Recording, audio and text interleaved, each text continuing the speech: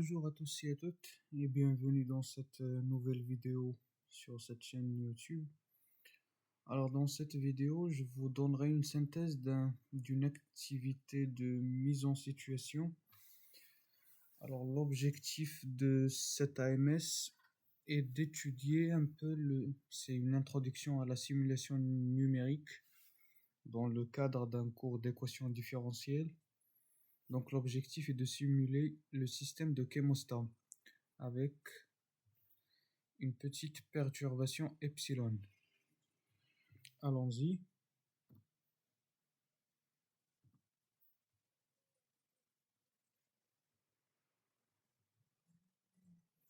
Alors il s'agit d'un modèle biologique qui va modéliser la compétition de n espèces dans ce qu'on appelle un chémostat, qui c'est un bioréacteur. Je vous laisse aller sur le site de Wikipédia pour récupérer plus d'informations sur ce bioréacteur. Ici, on s'intéresse plus à la partie mathématique. Donc, pour n espèces, le système modélisant la compétition de ces n espèces s'écrit comme ça.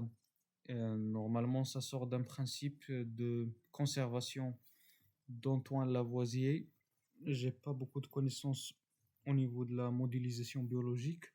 Donc le système s'écrit xi point égale à mu i s sur ki plus s, xi moins uxi moins epsilon, xi moins 1 plus xi plus 1 moins 2xi.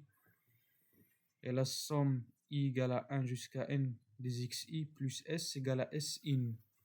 Alors ici les mu i, ki et u sont des constantes, plus s in et aussi une constante. Et ce sont toutes des constantes positives. Alors ici, mu i de s est un taux de croissance. C'est un taux de croissance pour l'espèce i. XU, c'est un terme de dilution. Encore, c'est biologique. Xi de t va être la concentration de l'espèce i à l'instant t. S de t, c'est l'autre fonction qui va être pour S de t, c'est la concentration de la source de la ressource limitée S à l'instant t. Parce que il y a une compétition pour la ressource S qui est limitée.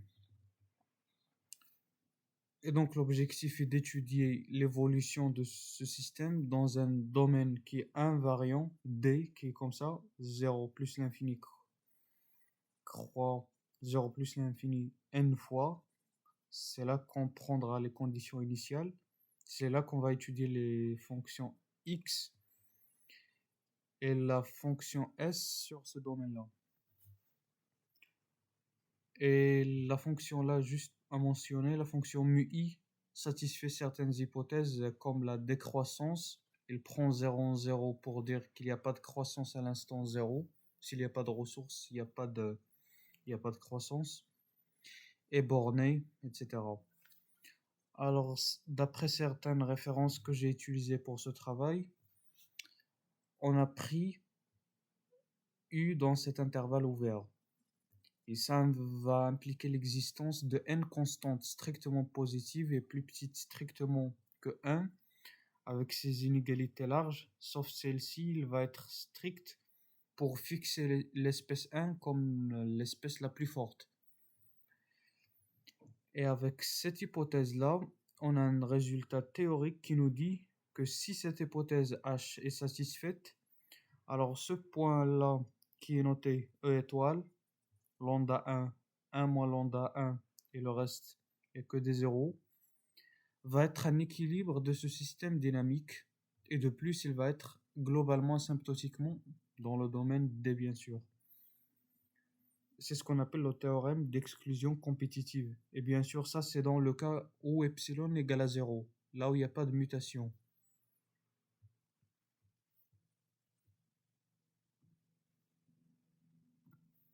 Alors, une chose qui m'a intéressé sur ce travail est de s'intéresser à la preuve de ce théorème d'exclusion compétitive. Normalement, la preuve est calculatoire. Je vous laisse les références pour aller plus loin. La clé est d'utiliser ce qu'on appelle les fonctions de Lyapunov. Alors, rappel, si on considère un système dynamique x point égale à f de x, pour ceux qui ne savent pas, le point c'est pour noter la dérivée. Et f c'est la dynamique qui va être au moins de classe C1 au besoin, de Rn dans Rn.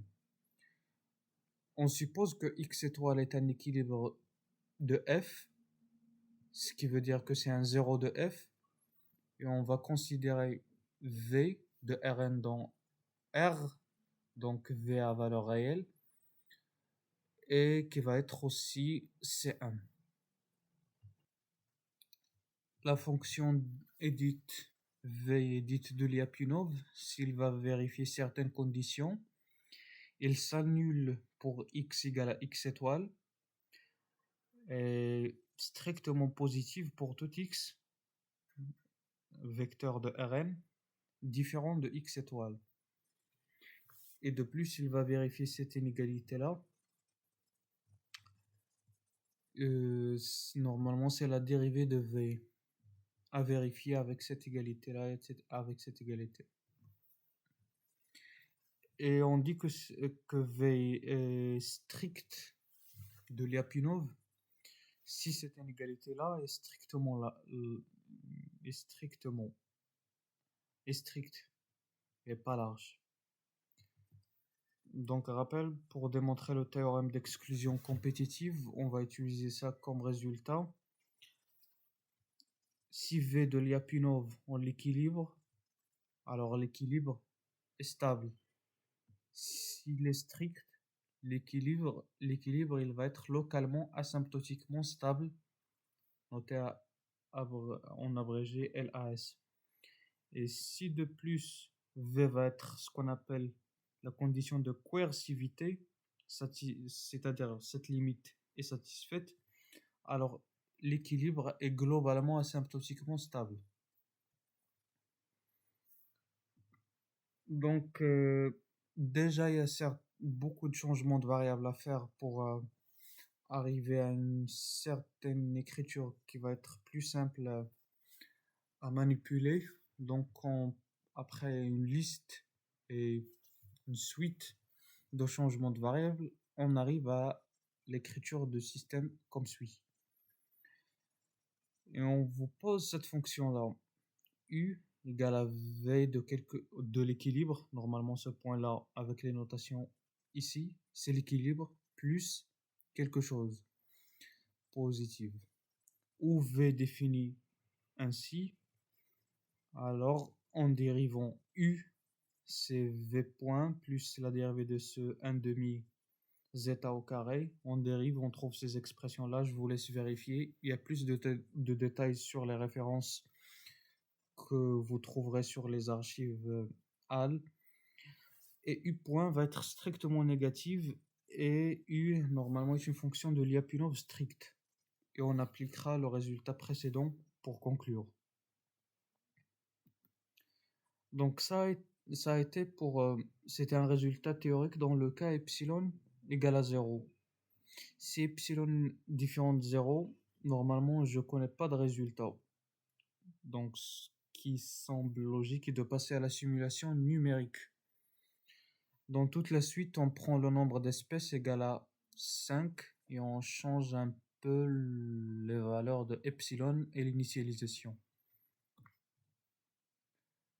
Si on prend epsilon égale à 0 avec 5 espèces, effectivement, d'après le théorème d'exclusion compétitive, on a 4 espèces qui finissent par mourir et il y a une qui reste dominante, c'est l'espèce X3. C'est l'interprétation du théorème d'exclusion compétitive. Ici, vous avez les paramètres qu'on a utilisés dans l'algorithme. On peut se demander si le résultat précédent peut changer si on change l'initialisation.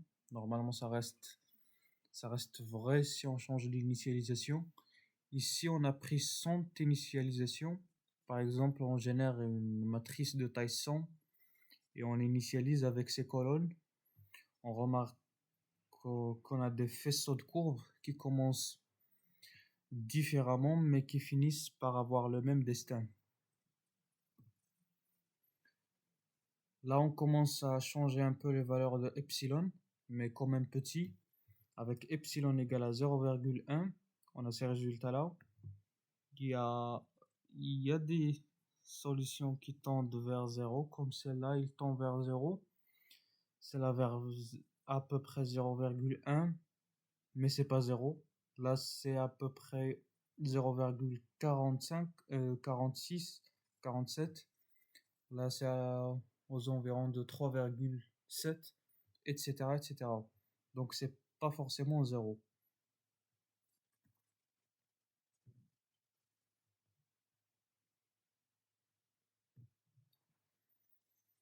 Bien, on continue.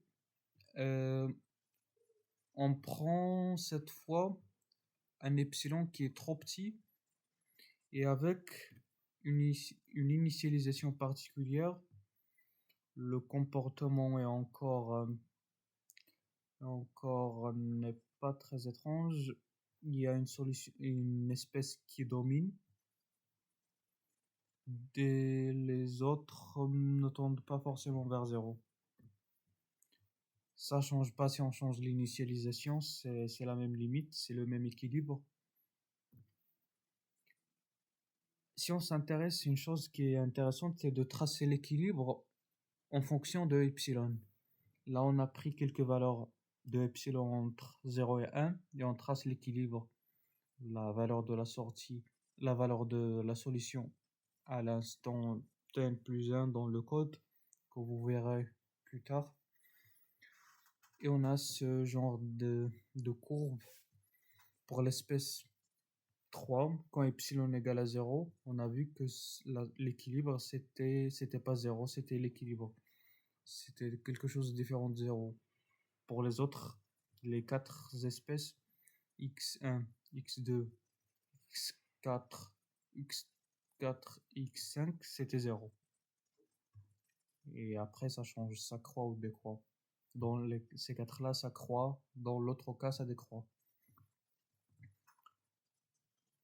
Je reviens en arrière un peu sur l'écriture du système. Là, dans l'écriture, c'était une écriture spéciale. Les fonctions mu-i suivaient ce qu'on appelle une loi monode. Et là, le terme de mutation était un peu aussi particulier. Donc, dans la suite, on peut s'intéresser à changer les matrices là. Par exemple, en prenant une autre fonction de croissance et un autre terme de mutation.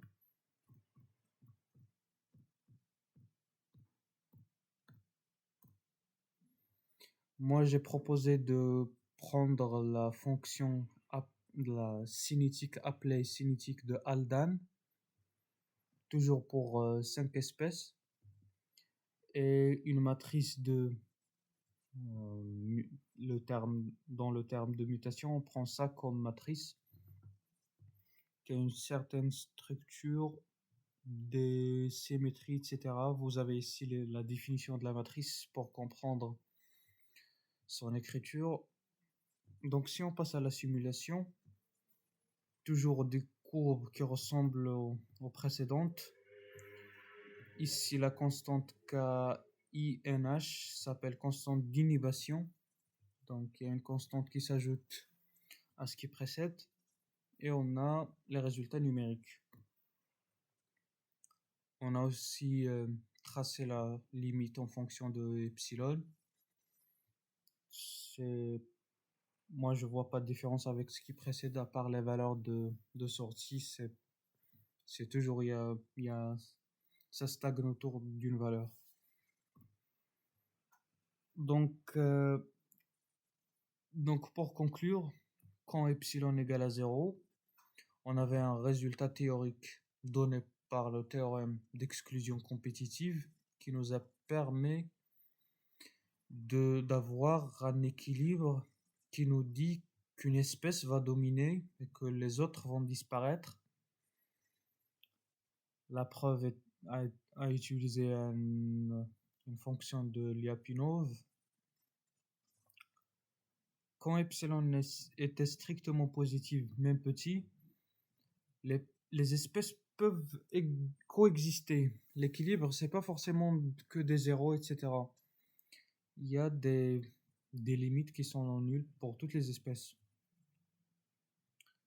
Et normalement, la recherche des équilibres et la question de stabilité restent des questions ouvertes et plus compliquées qui intéressent plusieurs chercheurs. Et pour ça, je vous envoie vers les références. Par exemple, ici, je cite ces travaux. Il y a cet article-là.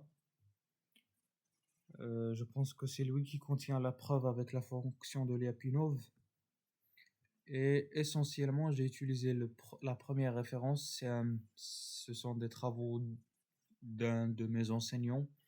Il s'est beaucoup intéressé à ce système. Vous pouvez lire beaucoup sur ce système via ses travaux. Donc, pour finir, il n'y a que des codes syllabes si ça vous intéresse. Vous inspirez la résolution des ODO du système dynamique. On a utilisé juste un résolveur qui est sur syllabe qui s'appelle ODE. C'est pas une méthode numérique itérative comme ELR explicite ou implicite, etc. Mais c'est juste la commande ODO. Donc ça, c'est pour résoudre les équations. Ça, c'est pour la partie initialisation. On génère une matrice et on initialise avec les colonnes de la matrice. Et ça, c'est pour tracer la limite en fonction de epsilon. Vous voyez qu'on fait sortir la valeur à l'instant n plus 1 pour chaque espèce. Là, c'est l'exemple pour x1, mais c'est pareil pour toutes les autres espèces.